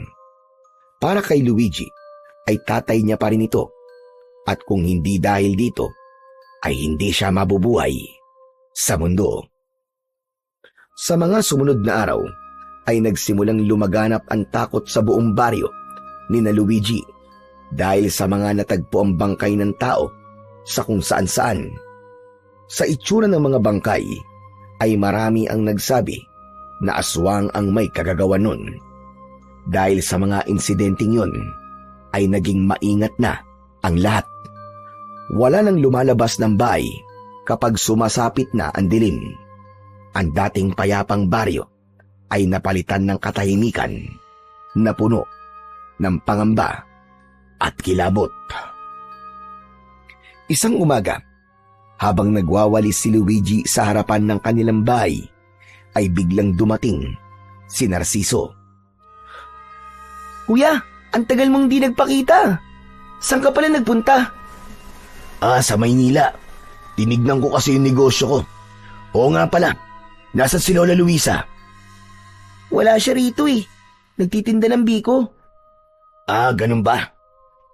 Ano palang bago rito sa baryo natin? Marami, kuya. Alam mo bang marami-rami nang napapatay yung aswang? Halos gabi-gabi na po siyang umaatake. Kaya bago pa po gumabi, ay wala na pong lumalabas na tao. Grabe. Nakakatakot naman yung sinabi mo. Sana'y mahuli at mapatay na ang aswang na yun para bumalik na ang katahimikan sa lugar na to. Teka, ano yan nakalagay sa braso mo? Buhok ba yan? Wala to, kuya. Anong wala? Ngayon ko lang nakitang may suit ka ng ganyan ah. Ano ba talaga yan? Hindi muna nagsalita si Luigi. Inisip niya kung dapat ba niyang sabihin kay Narciso ang tungkol sa ginintoang buhok ng tikbalang.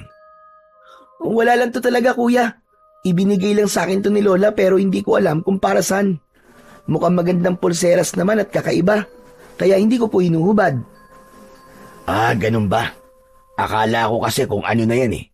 Kakaibang pulseras nga yung suit mo. O siya, uuwi na pala muna ako. Dumaan lang talaga ako rito sa inyo para ipaalam na nakabalik na ako. Sige po, sasabihin ko na lang po kay Lola na nandito ka na po ulit. Ay teka, sandali lang. Pwede bang hubarin mo ang pulseras na yan? Gusto ko lang hawakan. Kuya, pasensya ka na. Pero ang sabi kasi ni Lola, wag ko daw itong hubarin. Mahirap daw kasi itong ibalik eh. Okay. Hindi na kita pipilitin. Naiintindihan ko naman. Pasensya ka na talaga, kuya. Nakangiting tumango si Narciso. Saka yun umalis. Ipinagpatuloy ni Luigi ang kanyang ginagawa, pero bigla siyang natigilan nang kinabahan siya sa dahilang hindi niya alam. Napahinto siya sa pagwawalis at sa paglinga niya ay nakita niya si Narciso na nakatayo sa hindi kalayuan. Matiim yung nakatingin sa kanya. Kumaway si Narciso sa kanya at gumanti siya ng kaway dito. Matapos yun, ay muling nagpatuloy sa paglalakad si Narciso. Nagtaka si Luigi sa ginawang yun ni Narciso. Tila may kakaiba rito na hindi niya matukoy kung ano. Nang nakauwi na si Lola Luisa, ay agad itong sinalubong ni Luigi. Inabot ni Lola Luisa kay Luigi ang pasalubong nitong banana Q. Pagdating nila sa loob ng kanilang bahay, ay doon naalala ni Luigi ang dapat niyang sabihin sa kanyang lola. Ay, oo nga po pala Lola. Nandito na po ulit si Kuya Narciso sa baryo natin. Dumaan po siya rito kanina habang nagtitinda po kayo. Ang sabi po niya, galing siya sa Maynila kasi tinignan niya po yung negosyo niya ron. Kaya pala ilang araw na siyang hindi nagpupunta rito dahil nasa Maynila siya ng mga nakaraang araw. Pero mukhang hindi maganda ang pagbabalik niya rito dahil sa pag-atake ng aswang dito sa ating baryo ngayon. Kaya nga po Lola dapat pala hindi na muna siya bumalik. Pero Lola, may naisip lang po ako. Ano po kaya kung labanan ko po yung aswang? Mga bagil-lagit. Ano ba yung sinasabi mo, bata ka? Bakit bigla mong naisip ang ganyang bagay? Hindi po ba may proteksyon po ako mula sa gininto ang buhok ng tikbalang? Hindi po ako nasasaktan.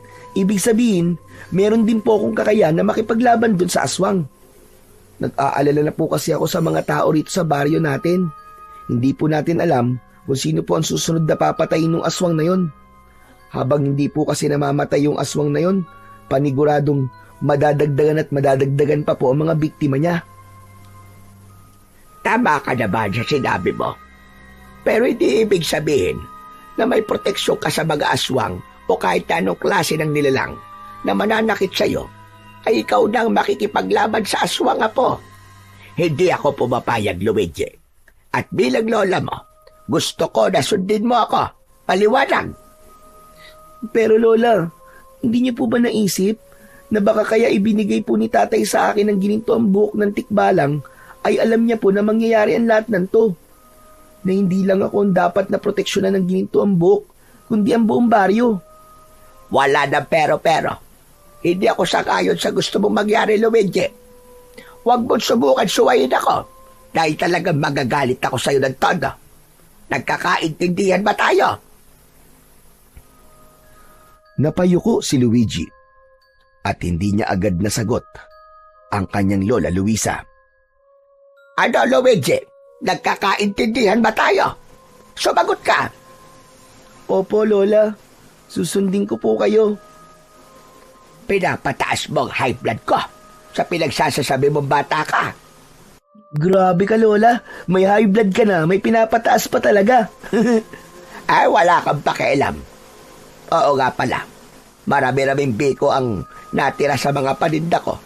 Kaysa sa masayang, ay mas mabuti pang bigyan ko si Narciso. Sasama po ako sa inyo. Huwag na. Dito ka na lang. Mabilis lang naman ako. Ang gawin mo na lang ay magsaing ka na para maaga tayong makapaghapunan.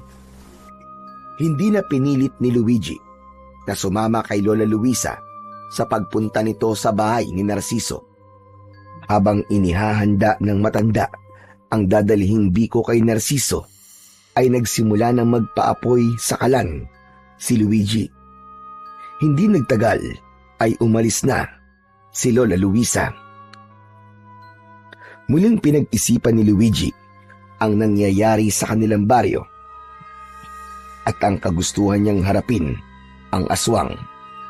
Alam niya na kahit na anong dahilan pa ang sabihin niya sa kanyang lola, ay hinding-hindi ito papayag na labanan niya ang aswang kahit payo na lang ang paraan upang muling bumalik ang kapayapaan sa kanilang baryo.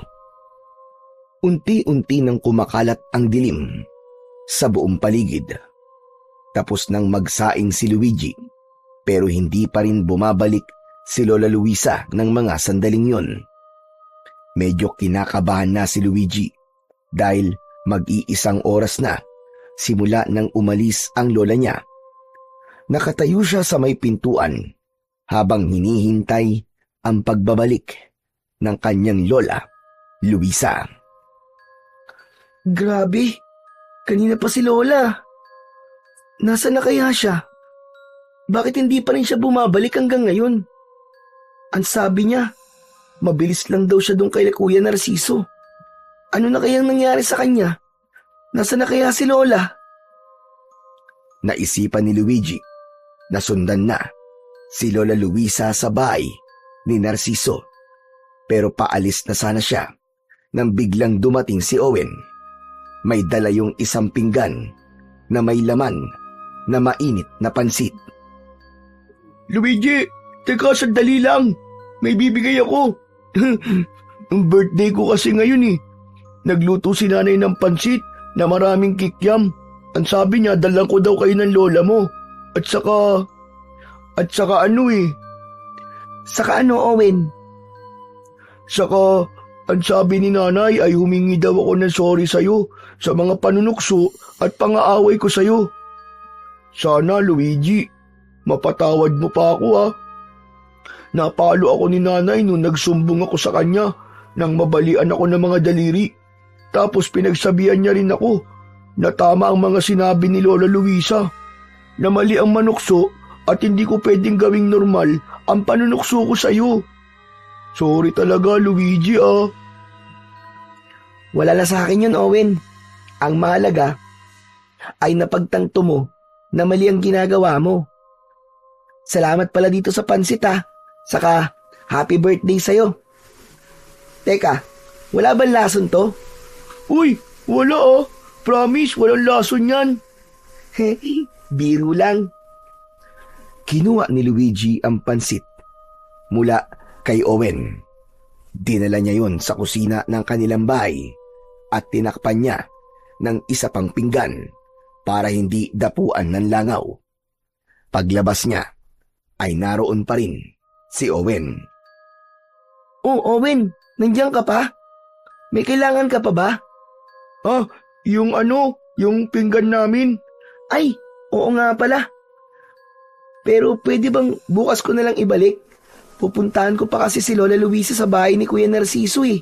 Okay lang ba yun, Owen? Ganun ba? Kung gusto mo, samahan na kita eh. Kailangan ko rin kasing humingi ng tawad sa lola mo. Sige, bilisan na lang natin kasi malapit ng dumilim. Tara, umalis na tayo. Magkasamang nagtungo sina Luigi at Owen sa bahay ni Narciso. Pagdating nila roon ay nakasarado ang pinto pero naglalagos ang liwanag mula sa gasera sa loob. Kaya sigurado si Luigi na naroon si Narciso. Marahang kumatok si Luigi sa pinto. Kuya Narciso? Kuya Narciso? Nandiyan ka ba sa loob? Si Luigi to. Kuya Narciso? Bumukas ang pinto at sumalubong sa kanila si Narciso. Oh, Luigi, ikaw pala yan. Teka, bakit kasama mo si Owen? Hindi ba yan yung nangaaway sa'yo palagi? Opo, pero dati po yun. Magkabati na po kami ngayon ni Luigi. Hindi ko na po siya aawayin kahit kailan, promise. Totoo ba yan sinasabi mo? Opo naman. Promise, hindi po ako magsisinungaling. Bati na po talaga kami. Mabuti naman kung ganun. Alam mo naman siguro kung anong mangyayari sa'yo kapag tinukso at inaway mo ulit itong si Luigi. Oo nga pala, Luigi. Ano bang ginagawa mo rito? Susunduin ko lang po si Lola, kuya. Kailangan niya na pong umuwi kasi malapit na pong dumilim eh. Aba, wala rito si Lola Luisa. Pero hindi po ba't pumunta po siya rito kanina? Oo nga, may dala siyang biko. Ang sabi niya marami raw natira sa paninda niya, kaya binigyan niya ako. Pero umalis din siya kagad. Wala pa rin siya sa bahay namin, kuya eh. Saan naman kaya pumunta si Lola? Alam naman niyang may aswang kapag gabi tapos nagpapagabi pa siya sa daan. Baka naman nagkasalisi lang kayo. Ang mabuti pa ay umuwi ka na sa inyo. At baka naroon ang lola mo. Sige kuya, maraming salamat. Bagsak ang balikat na umalis si Luigi sa bahay ni Narciso. Bigla siyang kinabahan para sa kanyang lola Luisa. Nang makarating na siya sa bahay nila, ay nagpaalam na rin si Owen sa kanya. Umasa si Luigi na pagpasok niya ay naroon na si Lola Luisa, pero nabigo siya dahil wala pa rin doon ang matandang babae. Dahil doon ay mas lalong tumindi ang takot na kanyang nararamdaman. Walang nagawa si Luigi kundi ang umasang babalik din sa gabing yun si Lola Luisa. Ngunit sumapit na ang 8:00 ng gabi, pero wala pa ring Lola Luisa na bumalik sa kanilang bahay. Hindi na mapakali si Luigi. Palakad-lakad na siya. Hindi niya alam ang kanyang gagawin. Hindi rin maalis ang pag-aalala sa kanya dahil sa katotohanang may aswang na gumagala at pumapatay ng mga tao sa kanilang baryo tuwing gabi. Diyos ko, ano ba yan? Nasaan ka na ba, Lola Luisa? Sana naman ay okay ka lang kung nasan ka man ngayon. Sana umuwi ka na, Lola. Sana makauwi ka ng ligtas. Hanggang sa hindi na kinaya ni Luigi ang kanyang paghihintay, naisipan niyang magtungo sa bahay ng kanilang kapitan del barrio upang humingi ng tulong at upang makasiguro sa kanyang kaligtasan ay kinuha niya ang matalas na itak na nakasabit sa dingding sa kusina. Akmang bubuksan niya na ang pinto nang may biglang kumatok. Tumalon ang puso ni Luigi. Ang unang pumasok sa isip niya ay ang lola niya na yon, kaya walang pagdadalawang isip na binuksan niya kagad ang pinto. Ngunit nawala ang kasiyahan niya nang si Narciso ang kanyang nakita. Oh, ikaw pala yan, Kuya Narciso. Akala ko si Lola na eh. Kailangan mo sumama sa akin, Luigi. Alam ko kung nasa si Lola Luisa. Ano? Talaga? Nasaan siya, Kuya? Nasa gubat siya ngayon. Tara, bilisan mo. Teka. Ano namang ginagawa ni Lola sa gubat? Kanina kasi, nang sabihin mong di pa nakakauwi si Lola Luisa, ay nag-alala rin ako sa kanya. Hinanap ko siya at hindi ko alam pero may pakiramdam ako na nasa gubat siya. Kaya yun, sinuyod ko ang gubat at nakita kong bihag siya ng isang aswang. Ano? Kung ganun, Kuya, kailangan natin siyang iligtas. Tama, kailangan natin siyang puntahan ngayon bago pa mahuli ang lahat. Tara na, bilisan natin! Hindi na nagsayang ng oras, sina Luigi at Narciso. Agad silang nagtungo sa gubat. Mahigpit ang hawak ni Luigi sa kanyang itak, habang nasa unahan niya si Narciso. Pero Kuya, bakit naman bibihagin ng aswang si Lola? Di ba? Isipin mo. Sa totoo lang, ay hindi ko rin alam. Basta, nakita ko lang siya rito na nakatali sa isang puno habang may isang aswang sa tabi niya. Sana talaga hindi pa uli ang lahat. Sana ay maabutan pa nating buhay si Lola Luisa. Diyos ko, sana nga, Kuya. Hindi ko kayang mabuhay nang wala si Lola Luisa. Hindi siya pwedeng mamatay. Nang sandaling yon, ay biglang naisip ni Luigi ang dahilan ng pangyayaring yon. Napagtanto niya na kaya binihag ng aswang ang lola niya ay dahil sa kanya. Maaaring buhay niya ang hihinging kapalit ng aswang na bumiyag sa kanyang Lola Luisa para sa kalayaan ng kanyang lola. Makalipas ang halos kalahating oras na paglalakad, ay huminto si Narciso. Hinawakan nito ang braso ni Luigi at nagtago sila sa likod ng isang malapad na puno. "Huwag kang maingay. Nandito na tayo. Tignan mo, dun.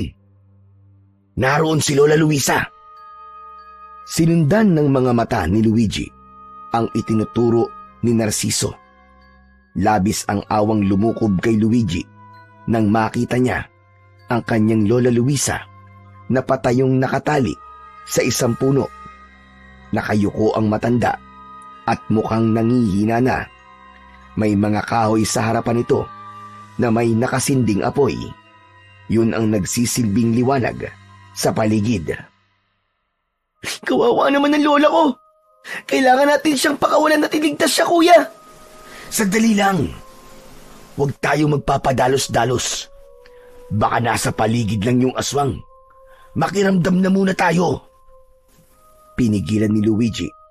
Nalapitan agad si Lola Luisa. Sinunod niya si Narciso at nakiramdam sila sa kapaligiran. Napakatahimik ng kagubatan ng mga sandaling yun. Ang tanging naririnig nila ay ang manakanakang huni ng mga panggabing ibon. Sa tingin ko, ay wala sa paligid yung aswang. Kumilos na tayo, Luigi. Tara, bilisan natin. Sabay na lumabas sina Luigi at Narciso sa likod ng puno. Maraan silang naglakad sa kinaroroonan ni Lola Luisa. Malakas ang kaba ni Luigi habang patuloy siyang lumilinga sa paligid. Pakiramdam niya kasi, anumang sandali ay biglang magpapakita sa kanila ang aswang na bumiyag kay Lola Luisa.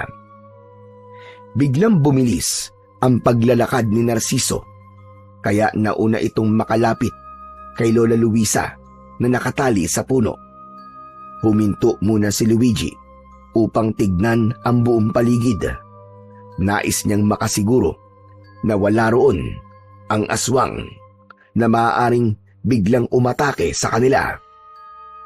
Umangat ang muka ng matanda at nang makita nito si Narciso ay bigla itong sumigaw at nag-hysterikal. "Huwag mo akong sasaktan! Lumayo ka sa akin, maawa ka! Huwag mo akong sasaktan!" Lola, si Kuya Narciso po yan. Hindi po kayo dapat matakot sa kanya, Lola. Luigi, apo. Diyos ko, anong ginagawa mo rito? Hindi ka dapat sumama kay Narciso. Umalis ka na! Umalis ka na, apo! Tumakbo ka! Si Narciso ay... Tumahimik ka! Hayaan mong ako ang magpakilala kay Luigi kung sino o ano talaga ako.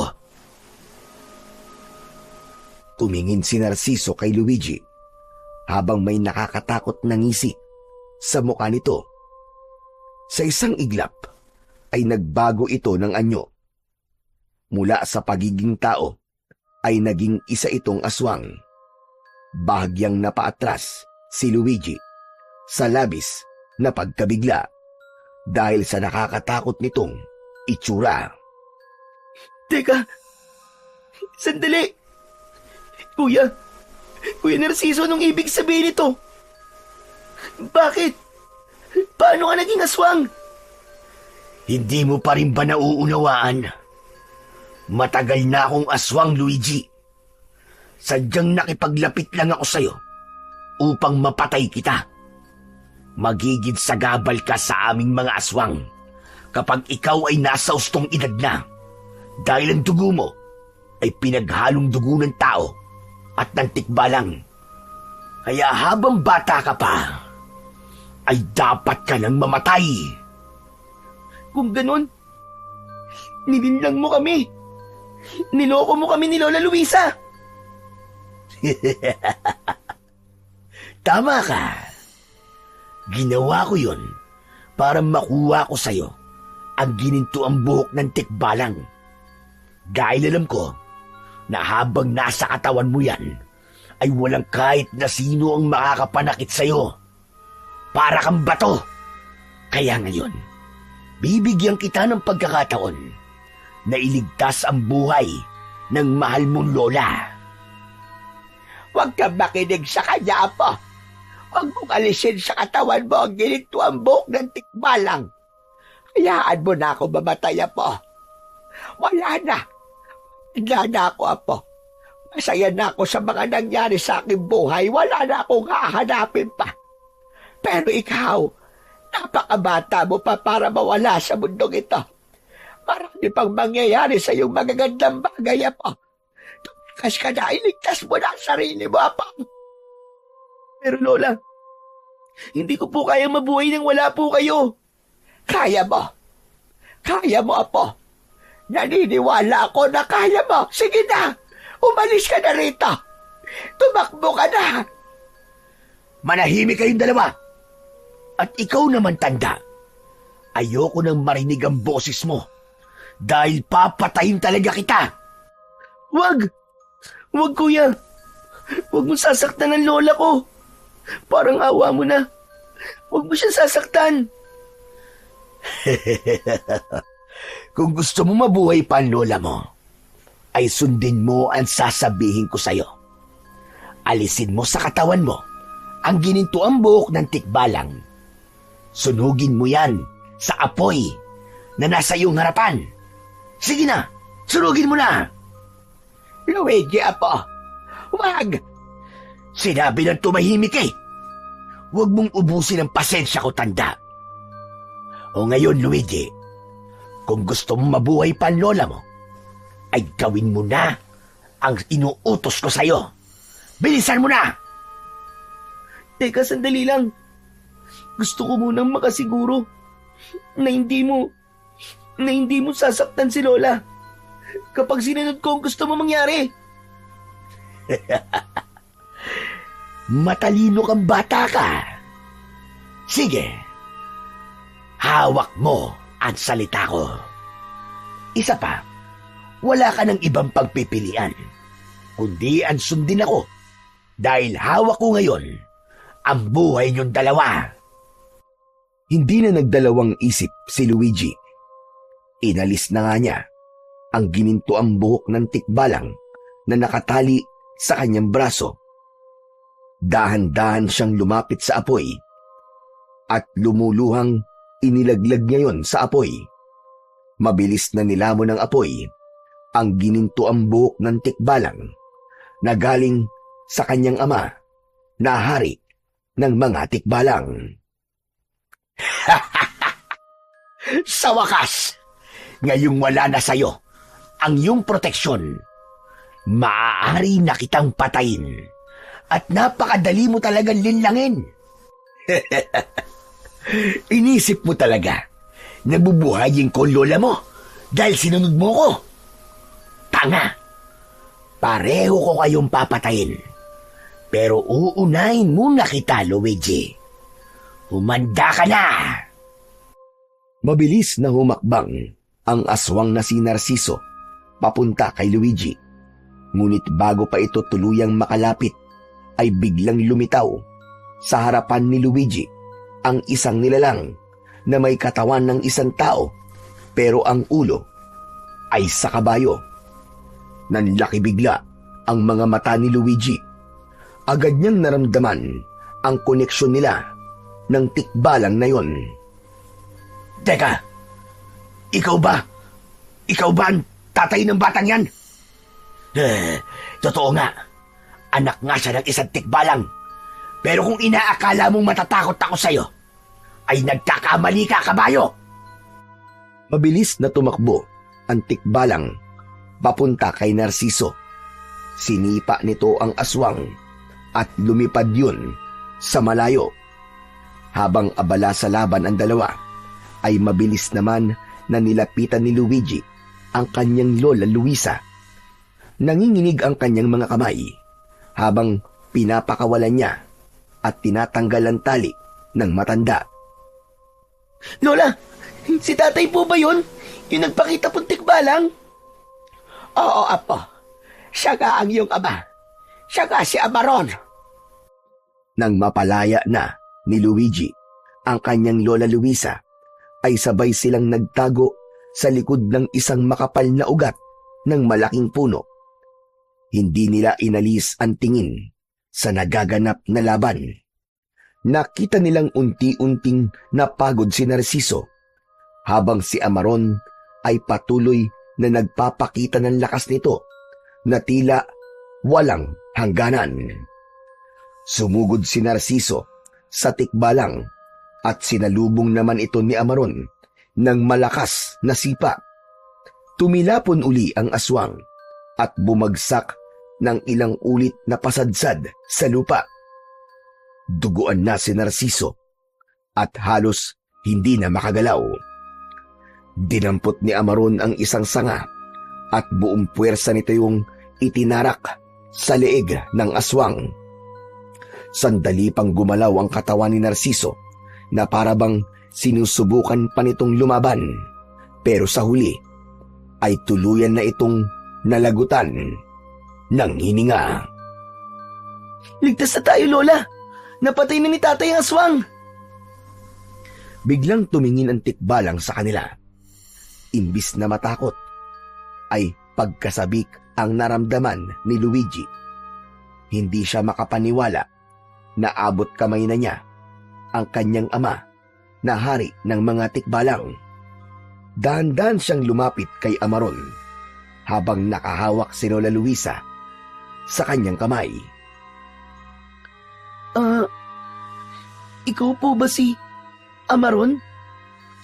Ang aking ama? Oo, ako nga ang iyong ama. Patawarin mo ko. Dahil ako ang dahilan kung bakit nakakaranas ka ng pangungutya sa mga kauri mo.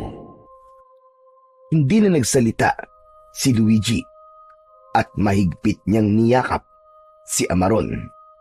Napahagulgul na siya ng iyak dahil hindi niya inakala na makikita pa niya ang kanyang ama. Nang kumalma na siya, ay humiwalay na siya sa pagkakayakap sa ama niya na tikbalang. Maraming salamat po sa pagliligtas niyo po sa amin ni Lola. Tatay! Hindi ko maaaring pabayaan ang aking anak at ang mahalagang tao sa kanya.